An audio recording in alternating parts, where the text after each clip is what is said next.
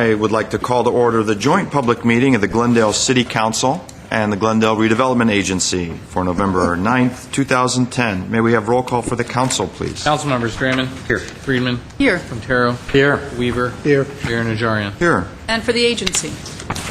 Agency members: Draymond. Here. Najarian. Here. Quintero. Here. Weaver. Here. Chair Friedman. Here. All present. May we have your report, please? The agenda for the November 9, 2010 joint public meeting of the Glendale City Council and the Glendale Redevelopment Agency was posted on Thursday, November 4, 2010 on the bulletin board outside City Hall. Before you today is the Director of Community Redevelopment and Housing regarding update on downtown property-based business improvement district, PBID, and position on voting regarding petition. At 1A is council motion supporting the formation of a PBID and authorizing city manager to sign a petition initiating PBID formation proceedings. At 1B is agency motion supporting the formation of a PBID and authorizing the executive director to sign a petition initiating PBID formation proceedings. Thank you. Mr. Lansifame. Mr. Mayor, members of the City Council, Madam Chair, members of the Redevelopment Agency, we are here to provide a status report on our efforts to form a property-based business improvement district and also to ask you some direction and policy on how we should treat the city agency-owned property in the petition process. A business improvement district is a tool that is used where owners agree to assess themselves, typically to enhance city services. The services that are provided in this area would not diminish in any way. Rather, they would be enhanced by the assessments that are gained from each of the property owners. The Business Improvement District is looking for typical things like marketing and clean and safe. In terms of how the city may benefit, probably the largest cooperative will be with our police department, and having what we call safety ambassadors would be a big help to efficiently policing the downtown. The difference between this district and those that we currently have in the city is it would be property-based and it would be taxed to the property owner. Our other improvement districts, those were tenant-based, where the tenant said, we will assess ourselves for certain benefits. Artie, can you put up the slide? We did a survey, not as big as I had hoped, but we did a survey of people and who would be interested in a business improvement district. You have this in your report. Those that are in shades of green are in favor. Those that are in green are in favor of the property. Those that are in red had initially indicated that they were against the PBID. I will say that I think there's one property owner here that has since changed the way they would vote on that survey. The yellow is either somebody that didn't commit, a property owner, or that we didn't reach, for whatever reason, we didn't make contact. It's not a no vote, it's not a yes vote, but it is somebody that is still considering. And then in the crosshatch, you'll see the public property that's owned by both the city and the redevelopment agency. Now, as you look at this, there's more than 50% when you include the redevelopment agency and city property. Staff has assumed that since you instructed us to go out and look at forming a business improvement district, that you would be favorable to that. One of the things that we would like to confirm today with you. A couple of things, a couple obstacles that came up along the way that we've seemed to have overcome. Public Works has a maintenance district along Brand Boulevard, and they have always tried to get that back to a 75% split, with the property owners bearing the 25%. What we have agreed to with the leadership of the Business Improvement District is to have that maintenance, that contribution to maintenance, be made by the Business Improvement District, thereby taking away the need for a maintenance district specifically for maintenance. The second item that we were a little bit concerned about is, you can see there's some very large property owners here, and then combined with the city, would probably exceed 50%, thereby establishing the district. We again talked to those owners and got some preliminary agreement that if those three major property owners are the only ones that are forming this district, that we would then vote to dissolve the property-based business improvement district because you did not have what we're referring to as the popular vote. The preliminary budget for this is $955,000. The public share is just under $110,000. It is approximately $40,000 for the city and $70,000 for the redevelopment agency. The next steps include 2 additional outreach meetings. We would very much like to get a yay or nay from those that are in yellow. The first meeting will be targeted to largest property owners. The second meeting will be, again, a mass mailing and mass invitation to everybody in the project. So we're asking for, before I do that, let me go back to the survey. You, Mr. Mayor, may have received some cards from property owners that couldn't stay for the length of the meeting. They were apparently opposed. Not sure if they were property owners or tenants, but there were 2 individuals that had mentioned that. Finally, we're here to one, confirm your support for a business improvement district, that yes, you believe in the concept and believe that the public property should be included. And then second is to ask your direction on how you would like to vote what we call the petition process. We think in the survey right now that there's a majority of people that at least support the concept. The petition process would send just that, petitions out to all those property owners, and they would either vote to yes, have an election, or no, do not have an election. That is not voting for the business improvement district or against it. It is merely voting to call for the vote, if you will, or I should say indicating whether you want to call for the vote. If a majority of property owners submitting petitions are in favor of calling for the vote, then ballots would be mailed out. At that point, we would come back to the redevelopment agency and city council and ask you how you would like us to vote your ballot, whether you want to be included or if you'd rather abstain and let the property owners decide that. There are arguments on both sides. I should say there are positions on both sides as to whether you should actively vote your shares or abstain and let property owners decide. That is not up for consideration, although if you have any indications, you could let us know. With that, I think the majority of the steering committee is here. The steering committee is represented by large property owner, large property managers, small business owners, property owners and business, and then small business owners. Lieutenant Montequello is from the city staff, is also on that steering committee, and then it is supported by economic development staff. I think the majority of them are here, as well as some of the property owners.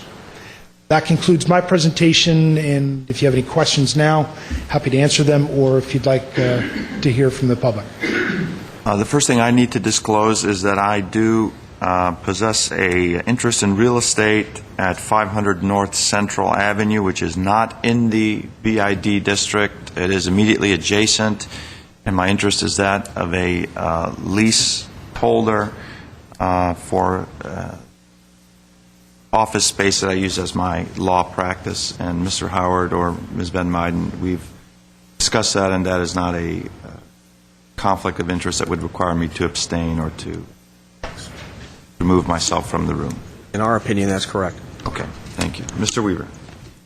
I'd like to understand what I'm considering here today. In the report, it says the petition is not a commitment to support the proposed PBID. The motion says council motion supporting the formation of the PBID, and the motion itself says support the concept of a PBID. So there's 3 different wordings. Is the motion the correct one? Supporting the concept. Yes. Okay, so what's on the front page of the agenda is not correct. I think it could be. Thank you. Okay. I do have several speakers. some of whom may have left the room.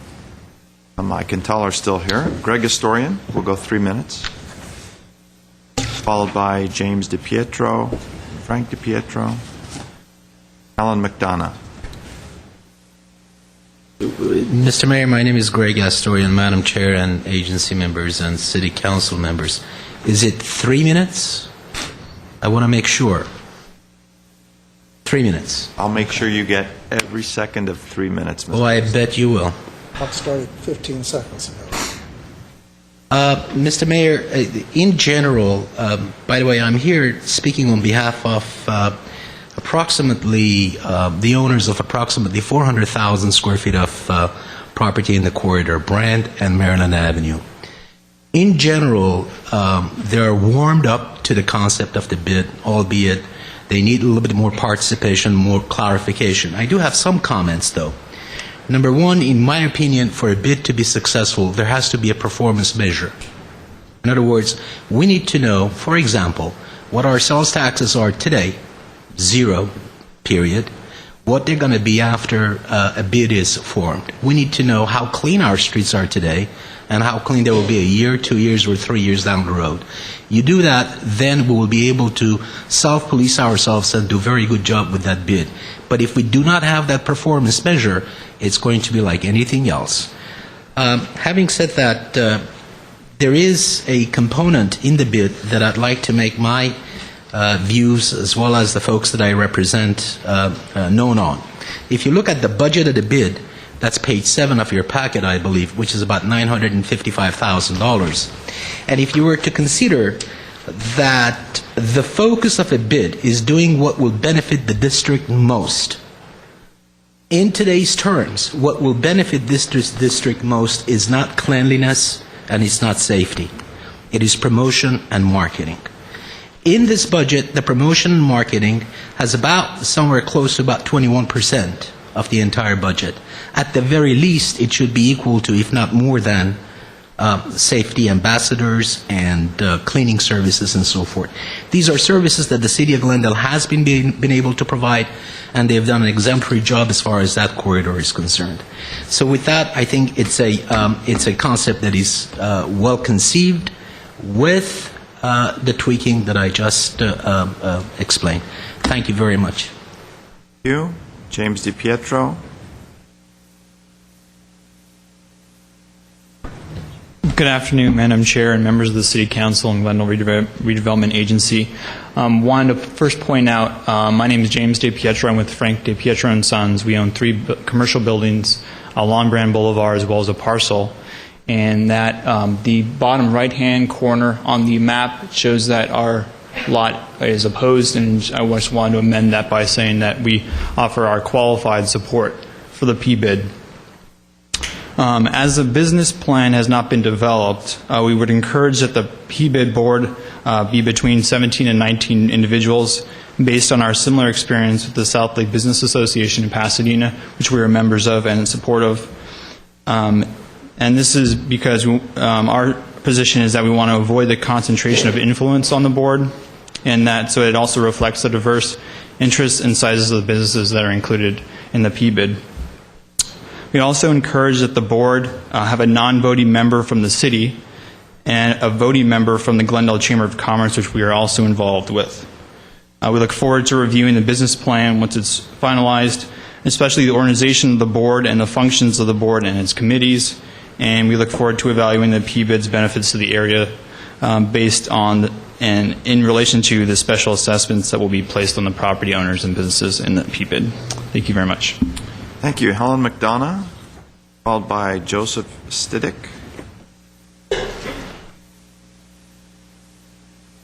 Good afternoon, Mayor, City Council, and members of staff. My name is Helen McDonough. I'm the owner of Massage Envy Glendale, President of the Downtown Glendale Merchants Association, and Vice President of the Bid Steering Committee. And I am here to support a petition in favour of the formation of a P-bid. The Downtown Glendale Merchants Association is intimately familiar with downtown businesses that don't advertise, are not open nights, don't keep their lights on after dark, skimp on maintenance, and in general don't participate in events and meetings. These elements produce a downtown with more than its fair share of closings. Every lost enterprise, even poor ones, produce empty office and retail space, and for more lease signs and potentially fewer people on our streets. Our P-bid will emphasise the essentials of downtown success: convenience, amenity, and civility. We will be more than business promoters, street sweepers, and crime fighters. We will continue to partner with community organisations to hire the unemployed, offer internships, and do cause marketing in our community.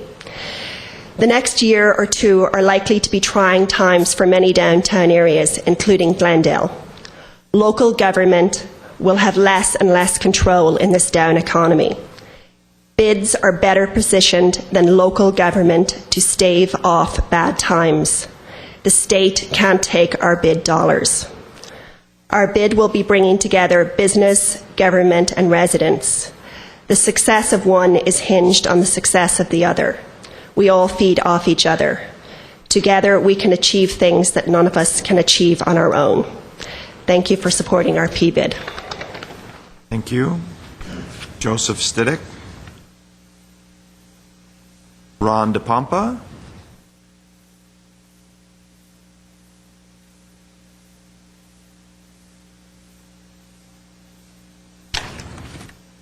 Mr. Mayor, Madam Chair, as a member of council and the agency, Ron DePompa, Police Chief for the City of Glendale. And obviously the safety and vitality of the Central Business District is something near and dear to our hearts.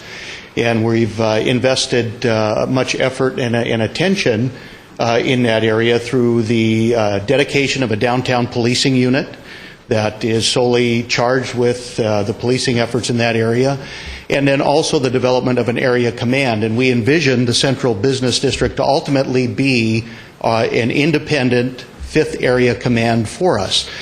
And so in being involved with the steering committee for the development of the bid, if approved by this body and ultimately passed by the property owners, we see it as integrating extremely well into our efforts and really fitting in seamlessly with our area command and our downtown policing unit, and really augmenting our efforts there to keep the area safe. And one thing is that many times police resources are heavily burdened with calls for service and other demands, and sometimes it becomes difficult to pay attention and address those small things that ultimately can turn into big things in terms of public safety and quality of life if left unattended. So we see this as an exciting opportunity to work specifically with the clean and safe component of a bid, to have the safety ambassadors work hand in hand with our police officers that are charged with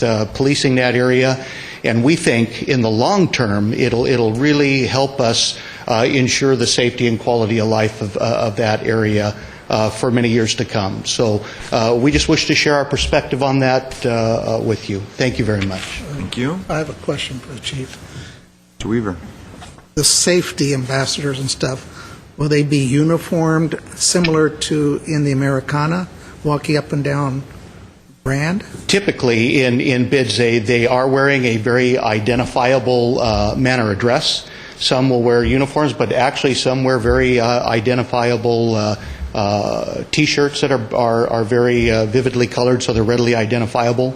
And in every bit of research we've done in terms of reaching out to the other bids, many of them in the LA area, we have found nothing but success stories with the relationship between the police and the safety ambassadors in terms of them working together and making a difference. But that's part of the idea, is that they're highly visible.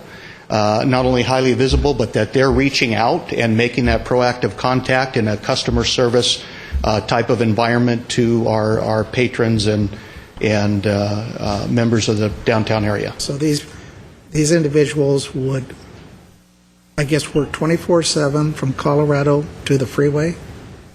Up and down? Obviously, our police resources are 24/7, but I think the schedules of when that security force would work would really be determined by the board based on the needs of the area and what they feel would fit best and augment our efforts.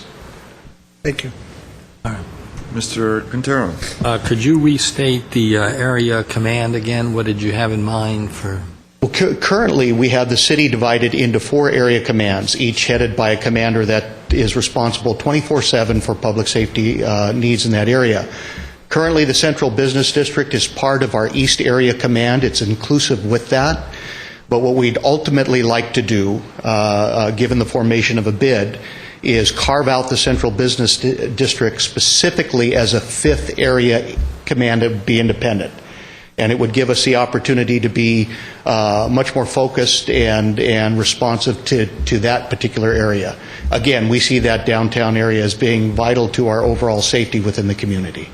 And the budget at 325, that doesn't include police. That's strictly the safety ambassador. That is correct. That is correct. None of the monies augment anything we do, but it would be an independent resource that would work in conjunction with us. Mr. Draymond. A couple of questions, Chief. Doesn't, and starting with your last comment, it doesn't augment, you said. That is correct. Police It does are not. doing, but that doesn't mean there aren't additional costs. So are there additional costs to setting up this 5th area command? No, actually, there shouldn't be. There may be some reorganization we'll have to do with command staff to generate that 5th area commander. But we're looking at ways currently as to how we might best accomplish that.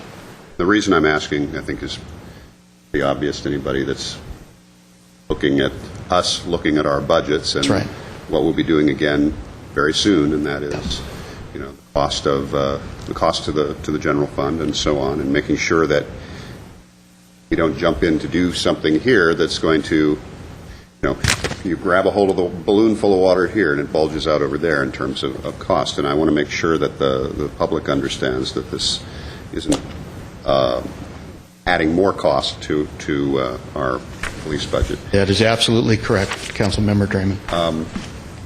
And then there was a comment made about the percentages of public safety and maintenance, but let's talk about the public safety component versus what are more commonly called merchandising activities, promotion, advertising, and so on.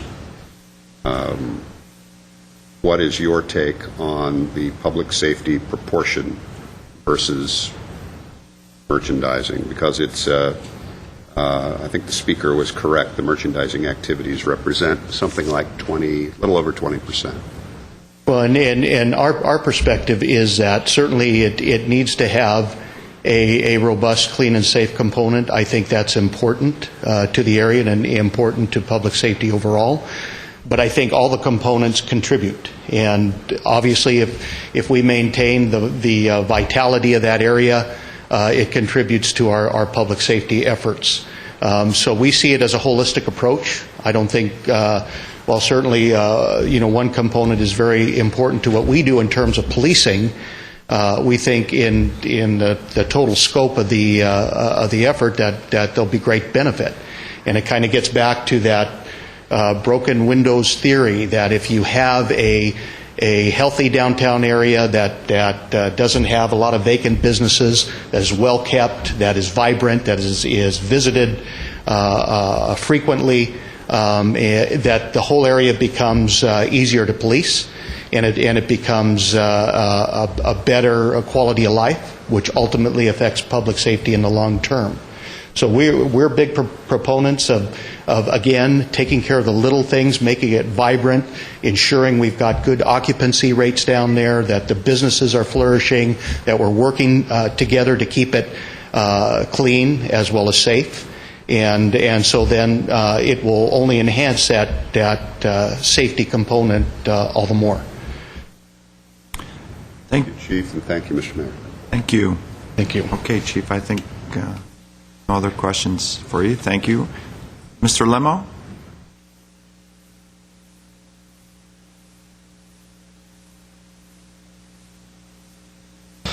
Good afternoon, Mayor, Council, and Redevelopment Agency, and Madam Chair. I'm here today representing both Caruso Affiliated, and I'm president of the bid steering committee. What I'd like to do first and foremost is remind you of some of the goals of this and prior councils. When the Glendale Galleria was formed through the Redevelopment Agency, and it got the help to make that happen, there were specific goals, and one of the goals was to improve the general business climate throughout Glendale, not just the pocket where the Galleria was built. And it was very successful for many years.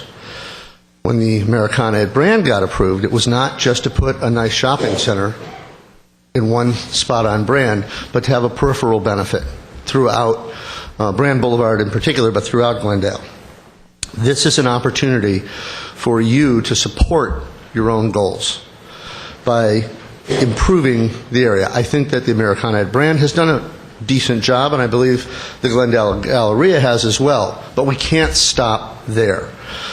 If the Glendale Galleria and the Americana at Brand were successful all by themselves like little islands, they'd be failures as far as the citizens of Glendale are concerned. We really have to have it work all the way up Brand Boulevard. What's really great about the bid is it takes complete control away from the state of California and puts it in the hands of the people who assess themselves. We make a choice to assess ourselves to improve the area around us. Self-determination. As we learned in the last election, there's probably nothing better than that. The state loves adjusting our local budgets, whether it be through the Redevelopment Agency or vehicle registration fees. This allows them not to hold the business people of this area hostage by playing with the money. We assess ourselves, we spend the money in the best interest of the general group. The city can and should not only just support the ability to go out for the survey and get people's interest, but the city also should have the courage to vote for the bid themselves for two reasons. Number one, it's good for the business area, but as property owners, it's good for your property. The other thing I'd like to remind you of is that the yellow area does not mean that it's a no vote.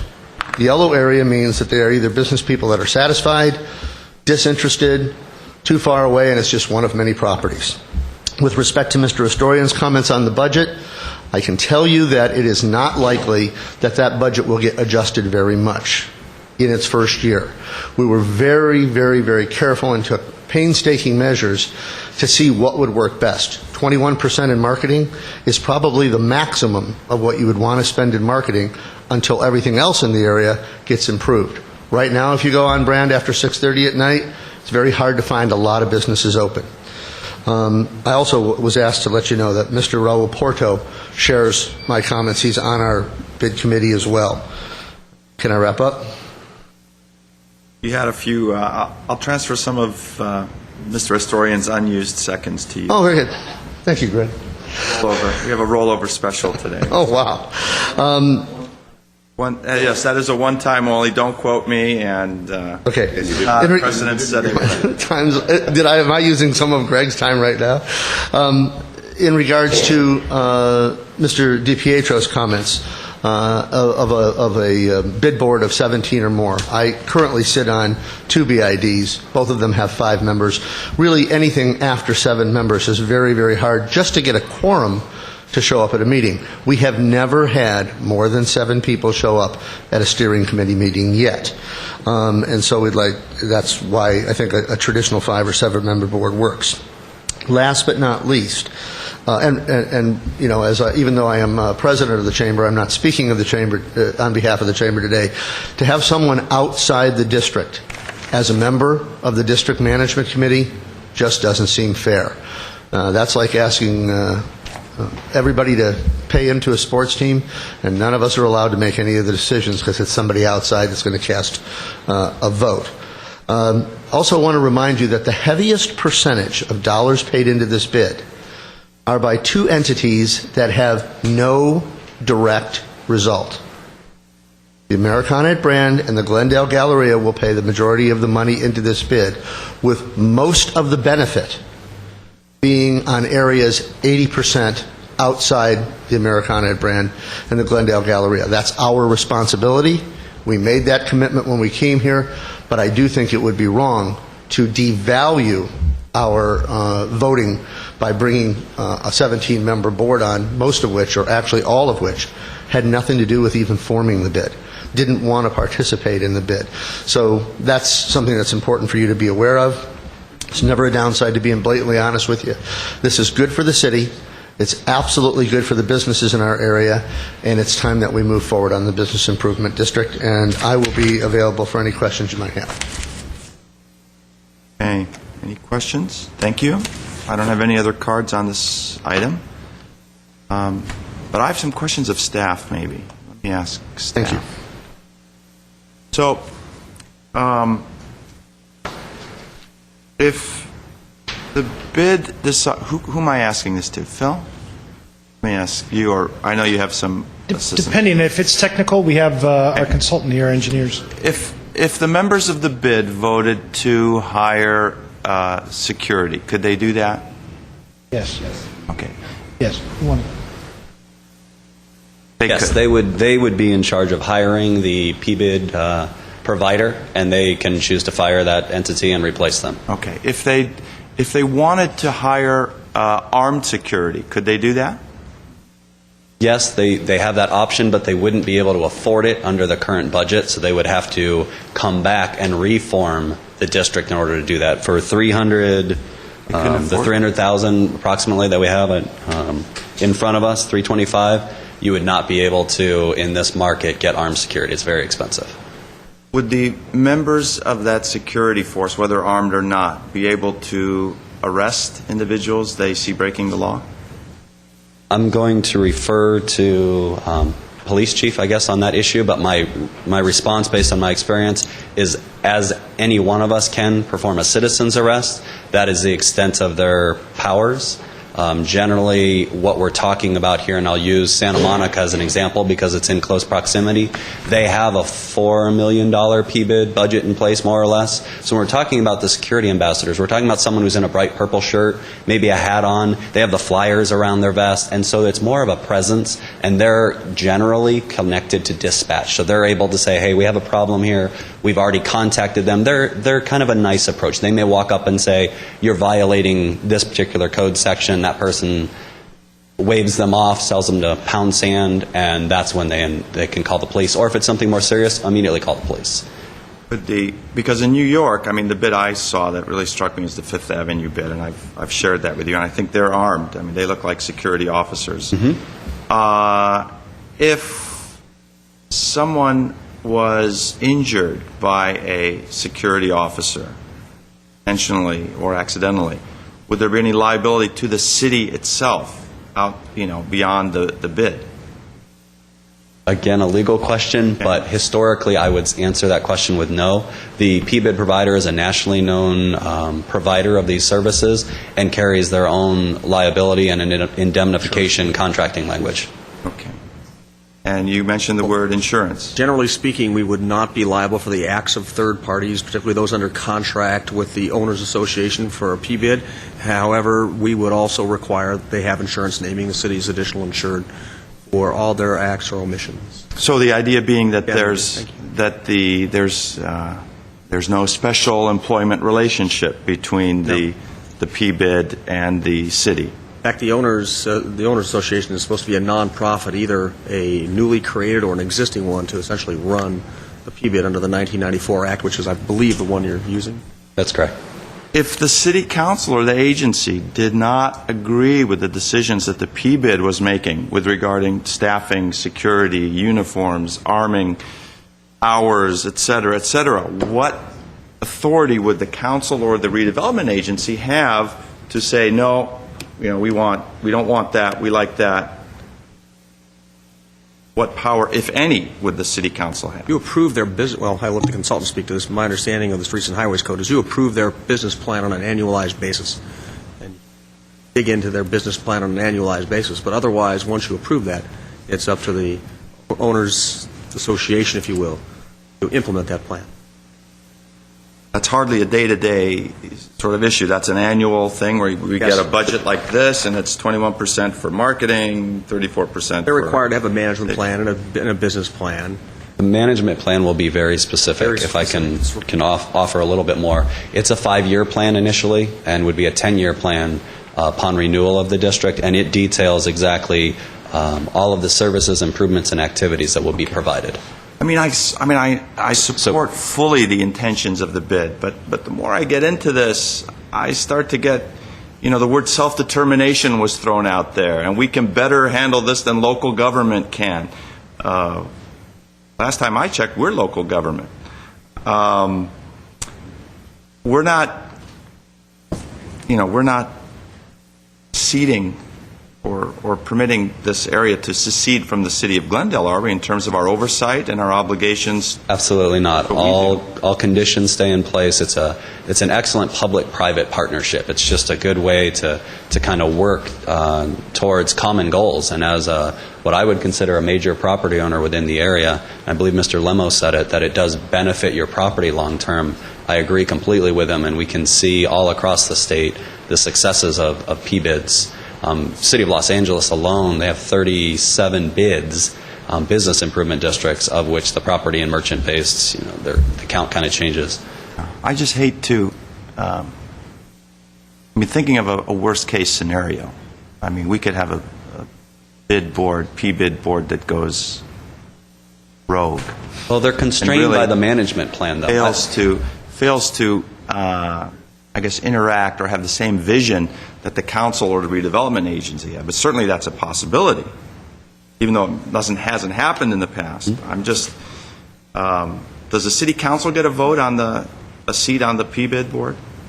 We can choose to do that. Part of this management plan that we're talking about will detail that. It will talk about what who the board is comprised of. We've talked about a couple of large property owners, a couple of medium property owners, a couple of small property owners, a business owner, and then a couple of non-voting seats that would be a city representative. Generally, I'm very much in favor of the PBID, of everything that they're intended to do, and that they have done historically in areas such as, there's one in Montrose, isn't there? There is. The second oldest in the... Fifth oldest in the nation. Fifth oldest in the nation. Yeah. But I'm just, being overly cautious. Let me turn it over to my colleagues and see how they... May I start with a question? I'm a little bit dismayed. 450 surveys were mailed out. Only 30 were returned.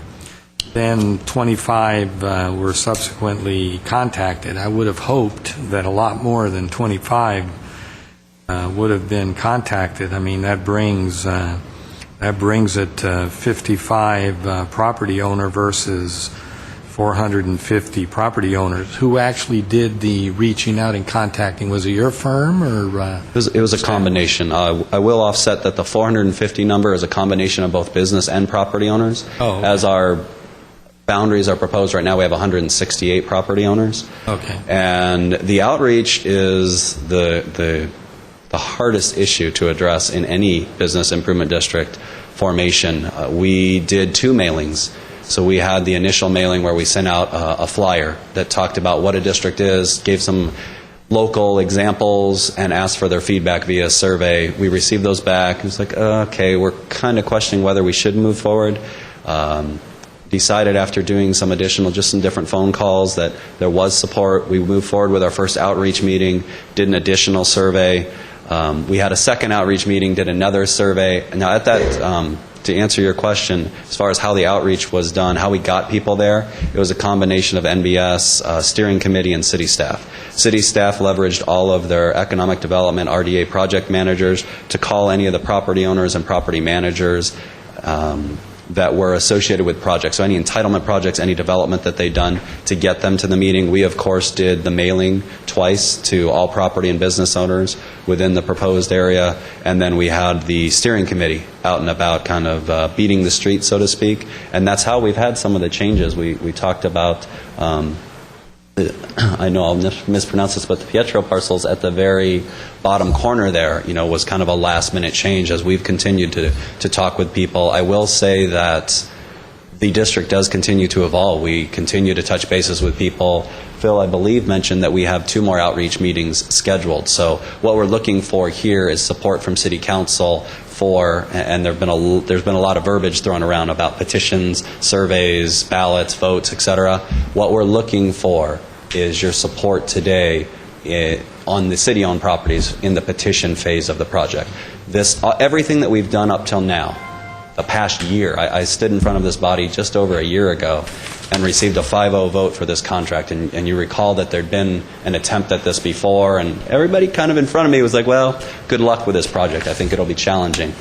We've overcome that hurdle. We're ready to move forward with this district. Okay, well, I think we need to definitely increase the outreach, and you don't have to tell me about, the downtown, because when I was president of the chamber, I walked with one of the staff members over a period of weeks, knocking on doors, talking to businesses.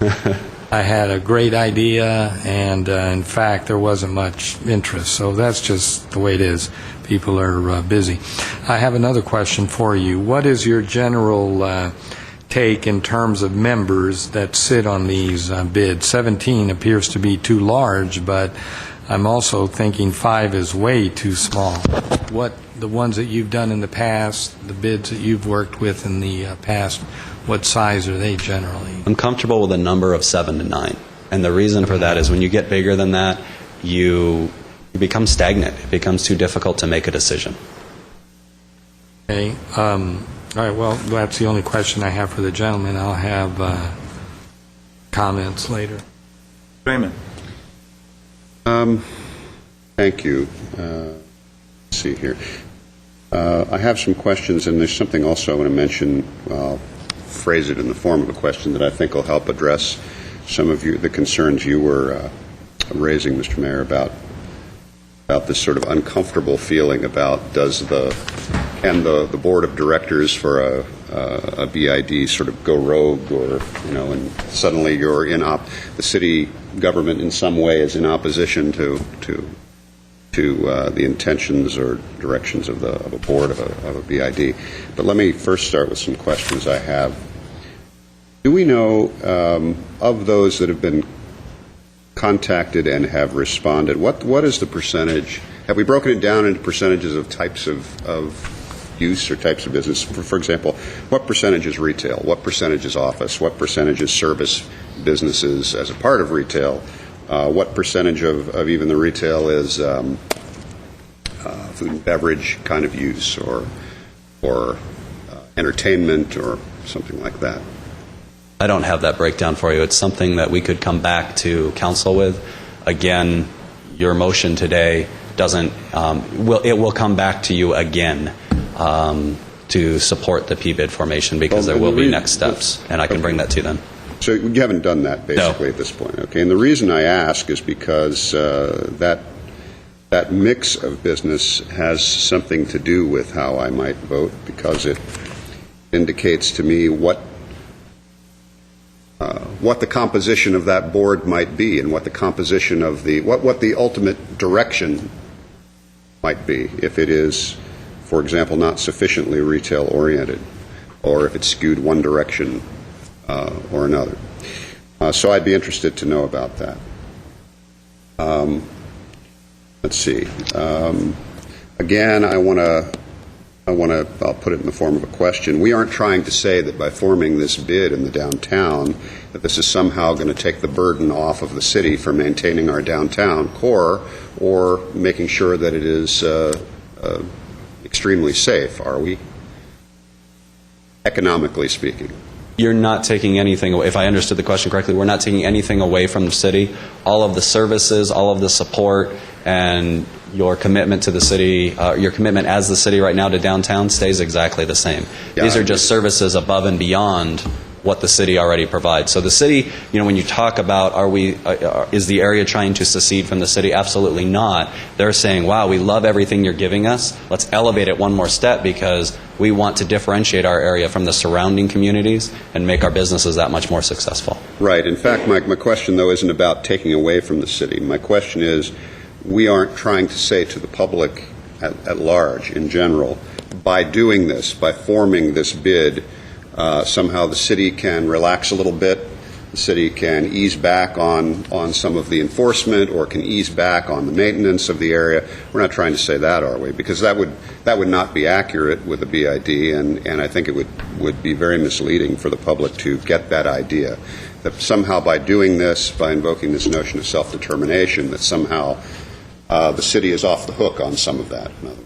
We're not saying that, are we? Absolutely not. It's a great question. All of the services that the city currently provides will be part of baseline services that are established in the management plan, and that we will actually create a contract between the nonprofit organization, the 501c3 that was mentioned earlier, and the city to maintain and continue those particular services.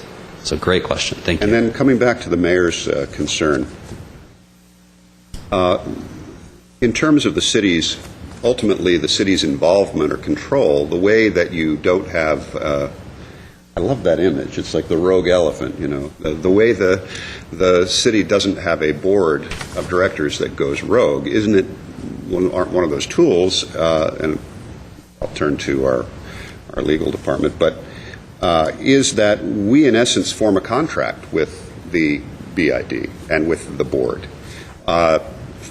You know, and that's what these 5-year terms are, and these ultimately 10-year terms are for renewal. That board has some responsibilities too, and it is to bring a business plan, and it is to bring a budget, and it's something we do review periodically. But also, the municipality that it's really funny from this perspective. I have to share with you. I interrupt myself at this point. It's humorous to be sitting here. I see half of the audience going, and the other half going. So it's kind of funny. In any case, with a BID, this is truly a partnership with the city, and the city does have the ability to say, in terms of a board, it can be this instead of this. They don't have the opportunity to say, well, let me just turn to legal, right? Am I right on that? And didn't we have a similar kind of experience with one of our existing BIDs? Mr. Mayor, Yes. Councilmember Draymond, a couple of things in response to that. First of all, the City Council approves the management plan. So the specifics of those plans comes to the City Council's review for its review and approval. Also, during the time frame within which the PBID is operational, and this is upon the Owners Association request, the City Council can modify that management plan, modify the improvements and activities to be funded with the revenue derived from the levy of the assessments by adopting a resolution after a public hearing. This is out of the 94 Act. And one other thing, although we're talking about establishment, there are also provisions for disestablishment of a PBID, and specifically, that is where the council finds there's been a misappropriation of funds, malfeasance, or a violation of law in connection with the management of the district. So there is a hearing process to unwind what has been put together should those events occur, and one would hope that... That's a government code? This is the Streets and Highways Code, and this is from the 1994 Property and Business Improvement District portion of that, which is the basis under which this PBID is being formed. So it does provide some, That's helpful. what I consider to be more than adequate oversight and control. So I just wanted to get that out on the table as well. I have some comments, but I'll wait on those, and I thank you very much. May I add one thing? There are some financial controls in place also. We do an annual audit. We have quarterly audits that go to the city and monthly updates. So you're definitely aware of this process, even though you've approved the management plan for 5 years. Any other questions before comments? Just comments. Comments? Okay, that's good. Well, I'll have questions, but during the Mix it private all up. comments. You want to do that now? Yeah, go ahead. Okay. One, I support the concept of a BPID. Oh, did I say that right? PBID. PBID. I support the concept. It's a question of how you get from here to there. That's my major concern. We were not provided with, but can somebody tell me who's on the steering committee? Names. I mean, it just says steering committee. I know Mr. Limo is the chair. Correct. Rick Lemo is the president. Helen McDonough is the vice president. Raul Porto is on the steering committee. Rhonda Pampa, you said? Pardon me? Rhonda Pampa? No. Gary Monticello. Oh, Gary, okay. We have Deborah Green with CB Richard Ellis. Okay. We have Joe Stedick, and who am I missing? Chris Bellotti. It was previously Ryan Hirsch, and then now with the changes that have occurred there, we now have Chris Bellotti attended his first meeting last Thursday. Okay, that was the first question. The boundaries. You say Maryland on the east. Maryland, does that mean both sides of the street of Maryland? Because there's businesses on the east side of Maryland, the Exchange, as well as on the west. The Exchange. Yeah. And the Exchange above. Initially, Mr. Weaver, we had put it to the middle of the street. There are uses on the east side of the street, so we've moved that boundary. Okay, so it's both sides of the street. Yes. Okay. Why is Sears not in this? Why is Sears not in it? You're taking it to Orange, but you're not taking it to Central. There's businesses there, and that's a large property owner down there, and Sears isn't even included. Sears is not included, is that what you mentioned? Yes.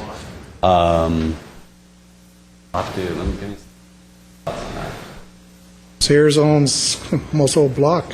There's other businesses in that block. When we established the boundaries, thank you. When we established the boundaries of this district originally, we had a larger area. As we dealt with property owners and received additional feedback from property owners of who wanted to be in the district and who didn't want to be in the district, we skinnied the district down. Since probably within the last week is when we included that little entertainment district. That's why you caught me off guard with the Maryland question. And we can go back and look at Sears again, but as I recall, it was based on support within that area. Yeah, but you see, what I'm seeing is you narrow down to the ones that do want it, and then you work out the percentages. It leads you down the path to establish it. I don't want people to get me wrong. I support the concept, but how do you get to it? When you take all the businesses that are bordering on the downtown area, which includes over to Central, even on the west side, and all of a sudden it's blank, it starts me wondering. So I have a concern that those people are being left out because there is foot traffic down around Sears. I guess the ambassadors would stop at Orange and wouldn't go on across over to... That's correct. And the cleaning services would stop there also. That doesn't make any sense to me at all. Then the next thing, well, Mr. Quintero already hit on it, the small percentage of people in there, but there's a comment that even though there wasn't much interest, you think, yeah, here it is, they determined there was an interest, although it was hard to judge considering the low responses. That's in there. Then the next thing is how you compute the assessment rate. This is based on the square footage of the land. Correct. It doesn't take a rocket science to look at that and see the areas that are in or out. But I've read or heard or talked about other BIDs where it's based on width of frontage on the streets, square footage of the parcel, and the square feet vertically, each counting like a third. With it only counting the square footage on the ground, that benefits the big parcels. It doesn't help anybody else taking only that. The ones that have frontage on Brand up and down be small, but they have frontage, which to me, frontage on the street that is being cleaned and protected should have more value. So why did the steering committee decide to use the formula where you only use the square footages? Because again, it looks like you're trying to pull it for success, not what the majority up and down may think. So what's the answer to that one? He's telling you. He was actually asking for an opportunity to speak in response to some of these questions. But to answer the question about the steering committee directing how the assessment methodology works, that's not the case. Our engineer, we have a professional registered engineer that has to prepare. Pardon me? Another one. I'm one. Oh, okay. There you go. Another one. Yeah, far and few between. Who actually has looked at this, and his specialty is assessment methodologies. And he's determined that based on the property characteristics of this database, because you have the mid-brand area that's very small, single-story properties, you have the retail shopping district down on the one side, you have the financial district with the high-rises on the other, that acreage was the best component because it takes in highest and best use of the parcel, because the current configuration that exists there doesn't have to exist. You're looking at what could be the highest and best use for that particular parcel. So that was his determination, and again, as part of that management plan, a full engineer's report that yourself as a civil engineer would understand probably in more detail than I would. Did he look will at be the included. downtown-specific plan to determine the maximum element there, like a 2-story, 4-story, 8? Did he look at that in making his assessment that the way to go was simply the square footage on the ground? I can't answer that question for you right now. Because we did the downtown-specific plan, which determined maximum heights of properties, like the Wilson and Brand is a vacant lot now, but it could go up as high as 13 stories. Let's see. Next question. I had a few. Okay. Some of the things that are being proposed, I understand the safety ambassador now. Cleaning services, I understand. The marketing and branding, we're going through a branding process in the city now. So are these two different kinds of brandings that we're doing in the city or proposing to do? I'm going to look back at staff because I don't want to speak out of turn on your North Star contract. If anybody Right, wants to that's what come I'm up and talking address that. Pardon me? That's what I'm talking about, because I thought they were branding Glendale.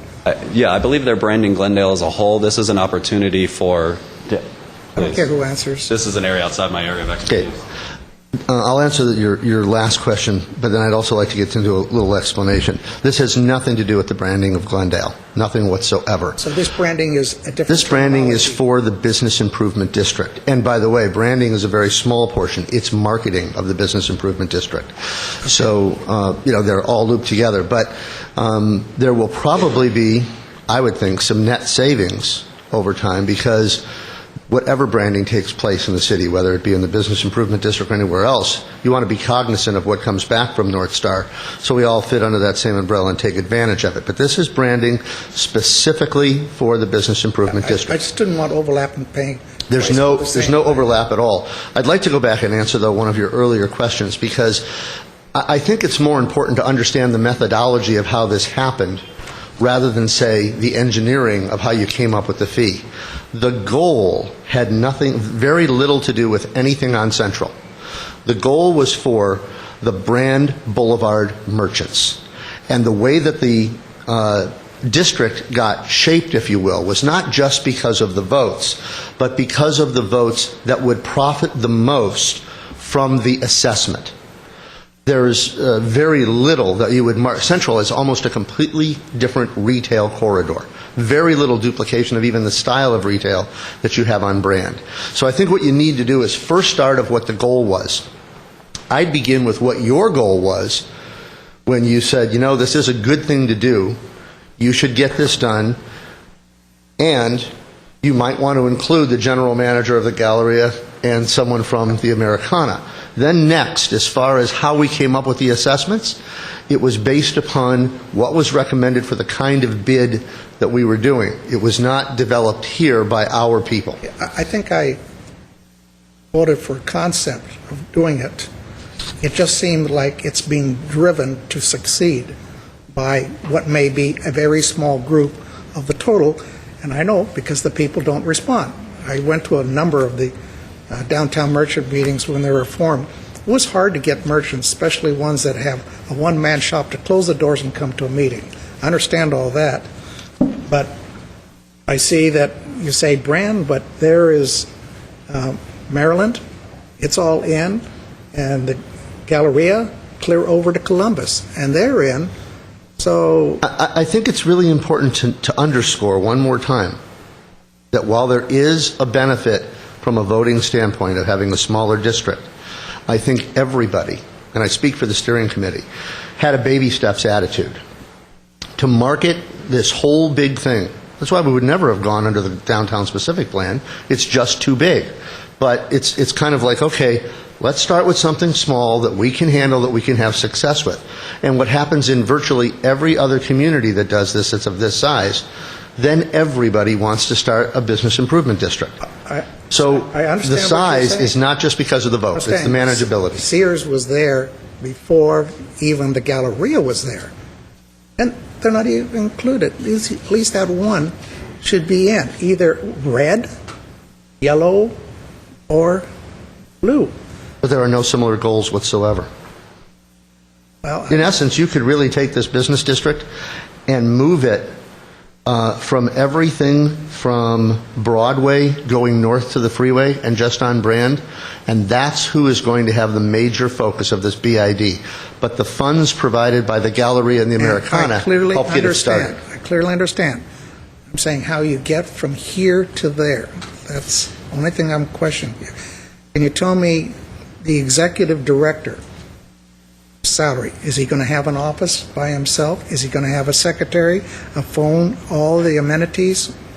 According to our budget, what we've put in there is one person with a voicemail type of system that would be able to have a cubicle in some place that hasn't been decided yet. Okay, you won't need any other support. There will be no other support, at least in the first couple of years at least, because most of what we do is on a contract labor basis. And then I look at all the city-owned property down there, with the exception of maybe the Panda Inn on city property. Everything else that we own, the city owns down there, are parking lots. And you think that's fair for us to have a vote based on our parking lots that don't really need security, don't need marketing, don't need a lot of things? Well, I believe because they're fee producing. If you'll notice, within the Glendale Galleria, there's a parking structure that's free. If the city's parking structures were free to the public, then I would agree with you that they would not be assessed. But since they are revenue producing, they benefit from the amount of traffic that comes to the area. We benefit, the city benefits by having a bid that covers our parking lots because they provide fees to the city. Correct. And more we people hope park. And we hope to see an increase in the fees by the formulation of the BID. You hope to see an increase in the traffic, the amount of users using your parking structures. Won't be much of a percentage increase because there ain't much room left. By the way, I did want to point out to you that it's common practice to start with a larger area for a business improvement district and then shrink it down to make it work. San Francisco, when they did their Union Square district, started out at 10 square blocks, went to 17, and at their most recent renewal went up to 26. Yeah, I know there's very successful ones, and I said I support it. It's how you get from here to there. Personally, while I support it, I just have a problem with Big Brother, called the city, weighing in on this. I think there's got to be more outreach to reach all the yellow down there, get them to buy in. I don't care if you have to go travel around the country, because a lot of the landlords down there are in Palm Spring, Newport Beach, or out of the state. And You're right, but just to put your mind a little bit at ease, the city as Big Brother, the city and RDA represent 11%. So it's not really a function of Big Brother. I know, but the ones that are in there plus the city, how close do you get to the 50%? Okay, let's sort of move this along if we can, because we're running up. Well, I had for questions. that. I think this is kind of important. I'm Okay, I'll stop talking. I'm not saying it's not important or it's Well- not there, but I'm just, You're telling me that I've talked long enough. Others have talked a lot more than I have in the past. I support the concept, but I will not support the city being involved. At this point. okay, well, that's one of the issues, isn't it? Whether the city is actually going to cast a vote in the determination Exactly. of the district. So that's okay. That's a It's twofold. It's whether the city will sign a petition in support. I'll really, as briefly as I can, go please, through because we're running. the legal we've got a process. 6:00 meeting, and it doesn't look. One person has spoken, and Okay.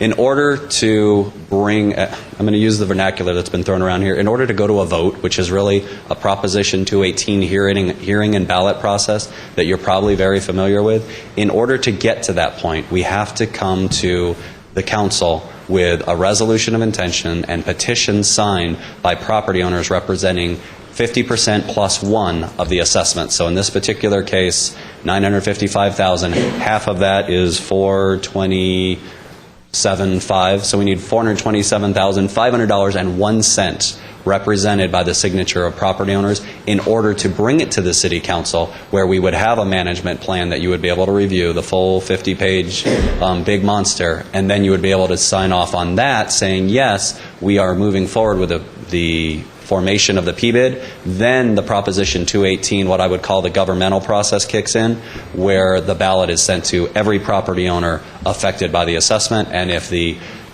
ballots in favor of the PBID, again weighted by dollar amount, if those ballots received in favor exceed those received back against as tabulated at the public hearing at least 45 days afterwards, then the district is passed. Then we go into forming the nonprofit that's been discussed.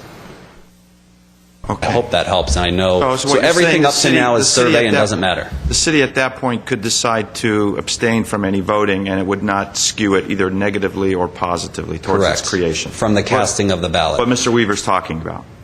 I mean, his concern is he doesn't want the city to impose this on other property owners. If we decide not to participate in that vote, it would not either harm the chances of the formation or help the on the ballot process. By not signing the petition, you're basically a no. You're saying you don't support it. Mr. Mayor, and just a clarification, that question will come back to you if there's support through the petitions. It's not an item for you to decide tonight. Okay. Mr. Draymond. Okay, thank you, Mr. Mayor. You can relax. I don't have any more questions, or at least I don't have any more questions. My colleagues may want to still grill you a little. I don't know. Glendale, this is kind of unique, and I'm really excited that I'm sitting on the dais at this time in Glendale's sort of arc of its business history to be able to help be a decision maker, because, as a lot of people know, BIDs are the concept of BID is a really dear issue to my heart, and having had the great opportunity to influence and manage one of the oldest BIDs in the nation is really a thrill, and so this is great. But the point is that Glendale has this tradition. We are steeped in the tradition of business improvement districts. We were on the forefront of this.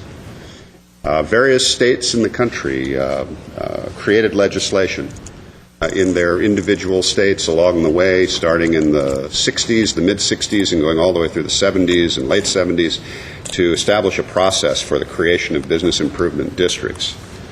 And in California's case, I believe it was 65 or 64 when the legislation was created, and a mere 4 years later, Glendale had its first BID.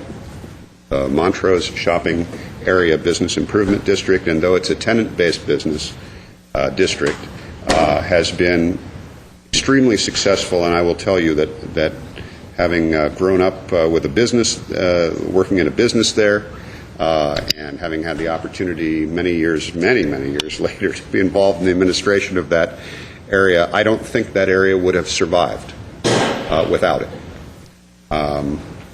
But it does present some real questions, because now we're talking about a modern-day PBID, property-based bid in the downtown area. And really, I don't think we should be afraid of this. On the one hand, there's the conservative notion that, we don't want to cede power, if you will, or authority or decision-making over to a small group of people or a small group of interests. I think that's a very natural concern. It's as American as can be, I think. But it's also equally American to say, for one small business and another small business, or even a larger business, to say, let's work together, let's pool our interests, our resources, to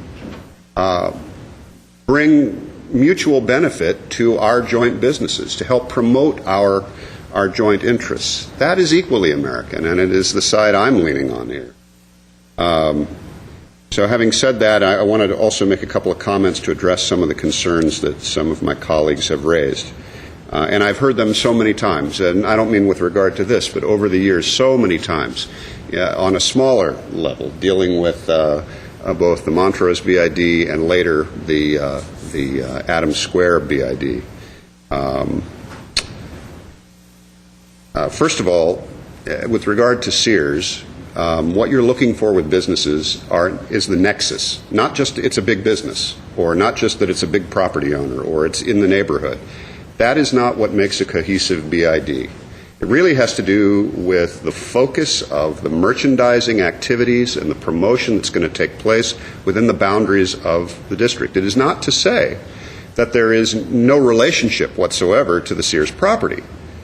But the promotion of the issue of the businesses on Brand and along that corridor are very different, distinctly different than what goes on Central with the Sears property. So that's a key item there. And Mr. Lemo is right, in my experience anyway. What you're going to see is other areas of our city asking the same questions eventually. How do we do this? And you might see that there. And not only that, if there does develop a nexus, you have the ability to change the boundaries of the BID as well. You can amend them. And that would come back to us eventually, too. It could be amended to include that if they so desired to be a part of that. If they see the benefit. It works the other way, too, and that's the protection. If you see that it is not working, if the businesses aren't seeing a benefit, there's a process, as this Van Meiden pointed out, there's a process to call it quits on all this, too. Yes, it takes a vote to do it, but that can happen.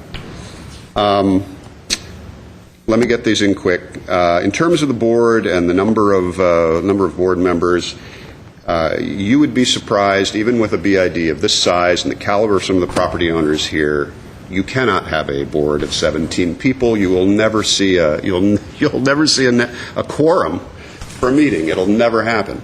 The manageable number is, as was said, between 6 and 9, and 7 to me is the number. You want an odd number, and that's a good workable number in there. They'll know really quickly if that doesn't work, and they'll be looking at an amendment anyway to change, to change that. In Montrose, in 1968, when it was formed, they had 12 members. But it didn't last long that way, and it was amended to 9, and now its current configuration is the exact number that's being spoken, between 6 and 9. It's currently 6, actually. That's how you form a workable, focused group. Percentages. Here's where I do disagree with the president of the steering committee. That 21%, I have to tell you, I disagree with, because yes, you want to clean downtown, and yes, you want a safe downtown, but just as our chief of police said, you're going to have a safe downtown because that's what the city of Glendale is all about. And yes, you're going to have a clean downtown because that's also what the city of Glendale is all about. But if this BID doesn't focus or marshal its resources on the merchandising activities in the downtown. In other words, things that bring bodies to the downtown, things that bring feet to the downtown, you're going to see very quickly more and more empty storefronts, because it simply means fewer and fewer people there with dollars in hand to go in and spend on goods and services. And so the only way you're going to unwind that by using a BID as a tool is by marshaling resources for the promotional activities, primarily for the promotional activities and for the merchandising activities. If this were a differently located BID, I might agree that 21% is right, but it's not. And we have a very unique situation with you're forming this an extremely bad economy in a downtown that is complicated. Anyway, so that's just my thought on that. In terms of the specific issue at hand and the petition and how the city should vote, I have had a large change of opinion on that. I walked into all of this thinking the city should stay absolutely out of this, that we should stay out of the petition issue, i.e. bringing it to a vote, helping to bring it to a vote, and that the city should stay out of the vote as well and let this just happen and see what happens. The more I thought about it, the more I talked. As a matter of fact, when we had a briefing and so on, poor Phil is laughing over here because he saw this happen, this evolution for me happen right before his very eyes. I was right in mid-sentence of advocating what I think we should do, and I just came to a screeching halt because the more I thought about it, I've been around this city. I actually served on one of the city's panels to hire a consultant to try to form a BID in this downtown area.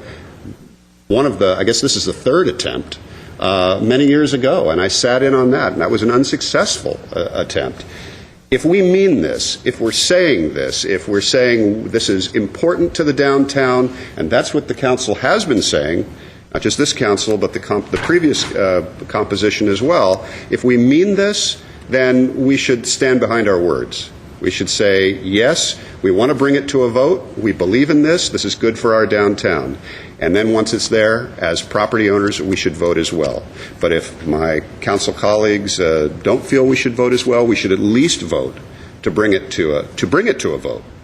Otherwise, we're never going to see the realization of this opportunity for the downtown. And we believe it is an opportunity. Otherwise, we wouldn't have committed the resources to say, hire a consultant. Let's take another swing at the ball. Let's really make it focused. Let's get our staff to help that consultant. Let's get out there and try to locate the number of businesses, contact them. It's very difficult to do this. It's not just because of disinterest. These people in yellow, believe me, I know this process. It's not because they're all disinterested. A lot of it has to do with availability, how plugged in they are to these particular properties. Mr. Weaver points out a lot of them don't even live here, and he's right. That is also the case. Anyway, I'm supportive as ever of a BID in our downtown. I think it's the thing that is going to help save our downtown. I am 100% behind that. I'm a big believer in BIDs. I think that the city should use its percentage of property ownership to bring about this vote, and I also think that ultimately we should vote. But for the moment, anyway, certainly to bring about the vote. So certainly for the petition. Thank you, Mr. Mayor. Mr. Quintero.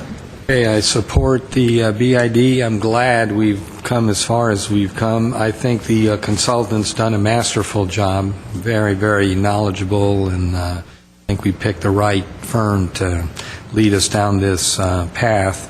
I think the membership needs to be expanded 7 to 9. I mean, this is a very diverse area, and some of the businesses that are actually housed in some of these towers may wind up becoming quite interested in the bid itself, some of the service companies that are housed in the towers. So it's more than just retail. I think the city should vote, so I'm going to want the city to vote twice.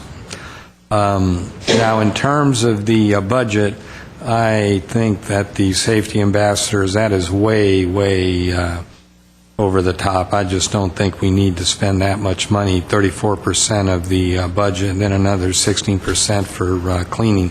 I think the money needs to be spent on marketing, and quite frankly, I think otherwise some of these property owners will think, well, wait a minute, then this is just another tax or a form of taxing me on this property. I mean, we provide city services there in terms of police and public works. I think the ambassadors is a great idea. I believe that's who I was encountering in downtown Portland a couple of times. I ran into some very helpful young people dressed in the sort of outfits that you described. I didn't know they were ambassadors, but I asked them some questions and they gave me the answers, but I also noticed they had radios, et cetera. So anyway, I think the ambassadors is a good idea, but that's just too much. I mean, Glendale's a very safe city, including the downtown, so I don't think we need to put that much emphasis. I'd put it on the marketing. We absolutely need to do everything we can to try to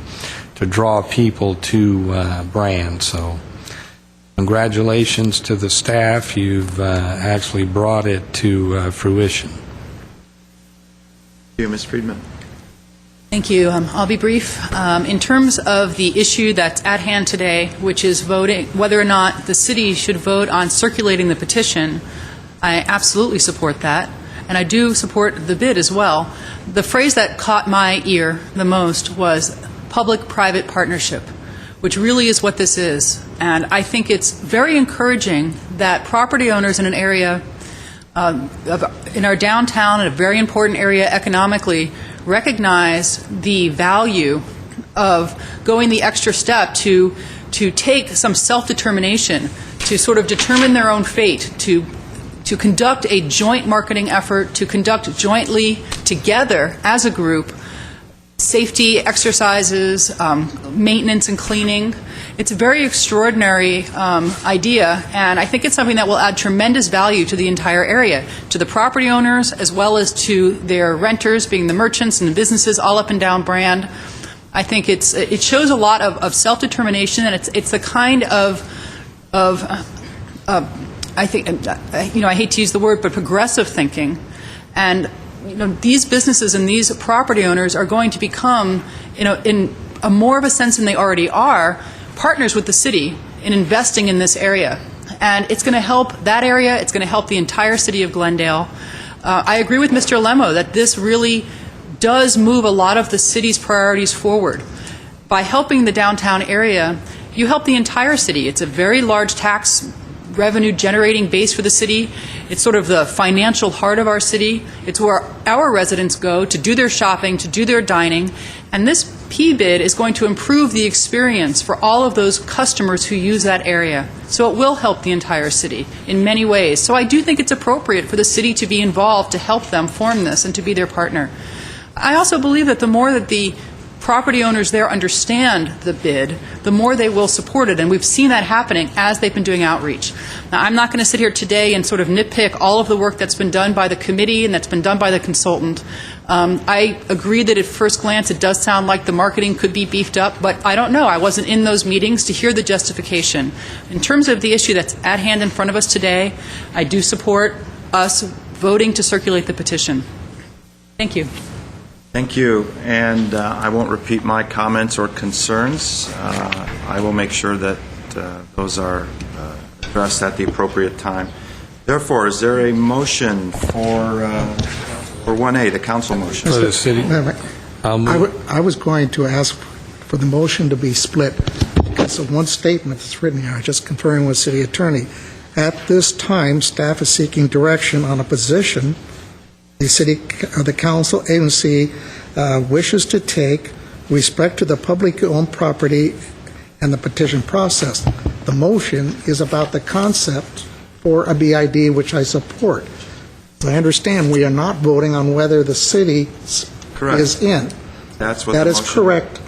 But we're voting on whether or not we will support the circulation of the petition. That I do. But the other component, according to the staff report, I thought was in the motions in some way. Since it isn't, okay, I'll make the motion if you want. At 1A for council, is there a second? Second. Roll call, please. Council members Draymond. Yes. Friedman. Yes. Quintero. Yes. Weaver. Aye. Mayor Najarian. Yes. Make it for the agency too. Second. Agency members Draymond. Yes. Najarian. Yes. Quintero. Yes. Weaver. Aye. Mayor Friedman. Yes. Move to adjourn for the city council. Second. Move to adjourn for the agency. Second. We are adjourned.